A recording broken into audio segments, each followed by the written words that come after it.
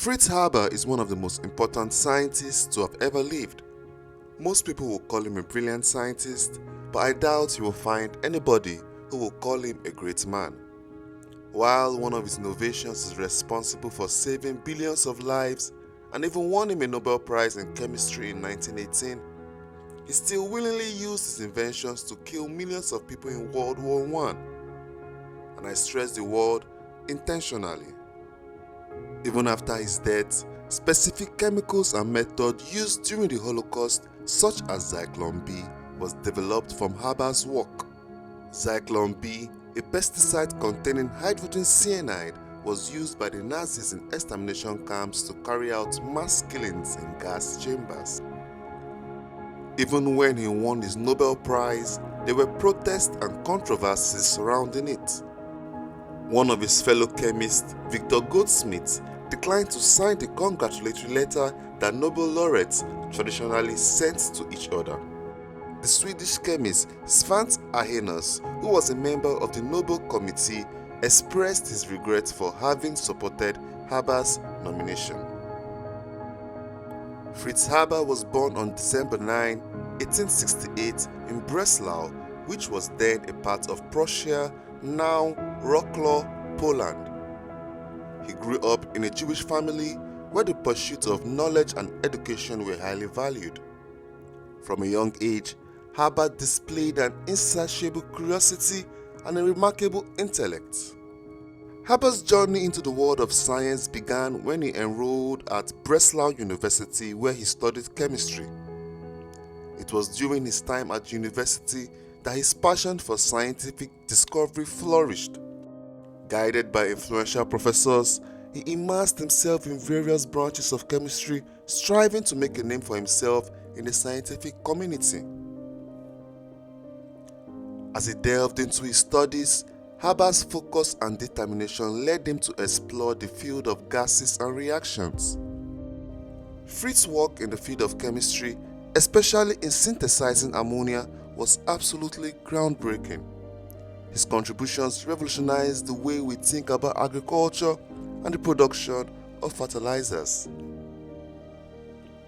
Before Haber's innovation, there was a fear of a global food crisis due to the lack of nitrogen. Intensive farming to feed the world's rapidly growing population was depleting the nitrogen levels in the soil. Nitrogen is a crucial nutrient the plants need to develop proteins, grow leaves, and produce high yields. Although nitrogen is abundant in our atmosphere, it exists in a state that is not usable by the plants. For plants to be able to use nitrogen, it has to be fixed or converted to ammonia.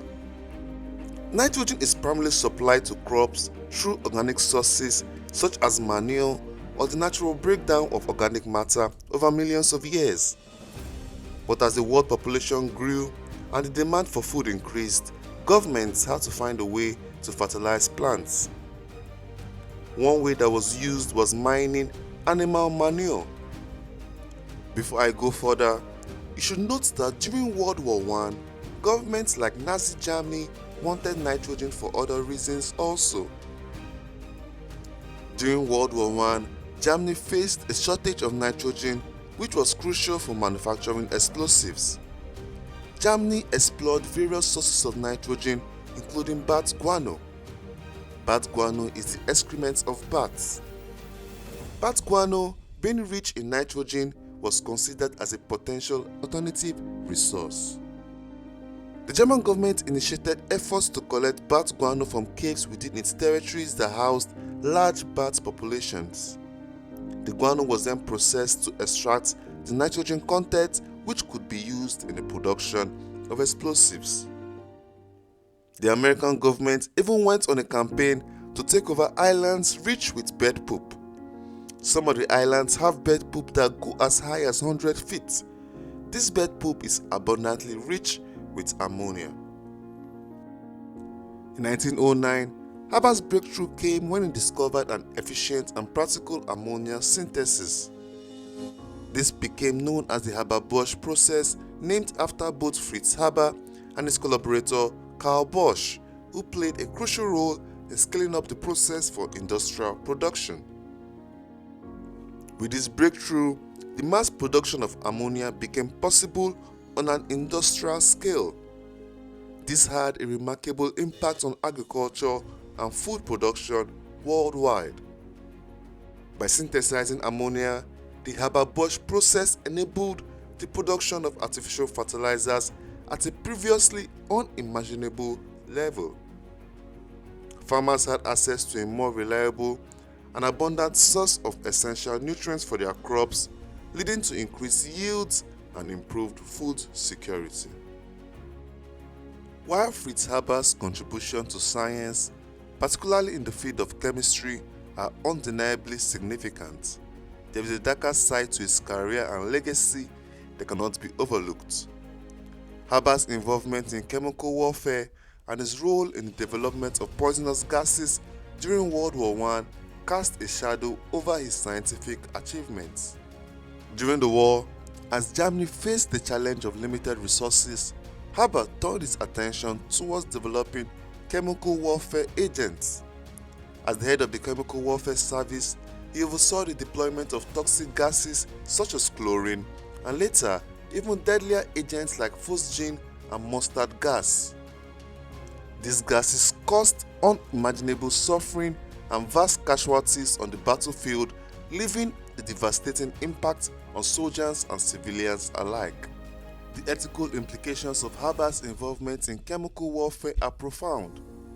While he justified his actions by arguing that using such weapons would bring a swift end to the war, the use of these destructive substances raised significant moral questions about the limits of scientific progress and the value placed on human life. Fritz Haber's personal life was characterized by a tumultuous relationship and marriage to fellow chemist Clara Immerwahr. Clara, an accomplished chemist in her own right, married Fritz Haber in 1901. Despite expectations at the time for women to solely focus on domestic affairs, she pursued her scientific passions alongside her husband.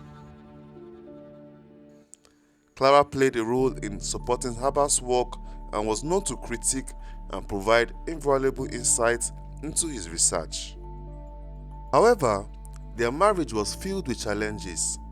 Fritz Haber's relentless dedication to his work often overshadowed his attentiveness to Clara and their family life.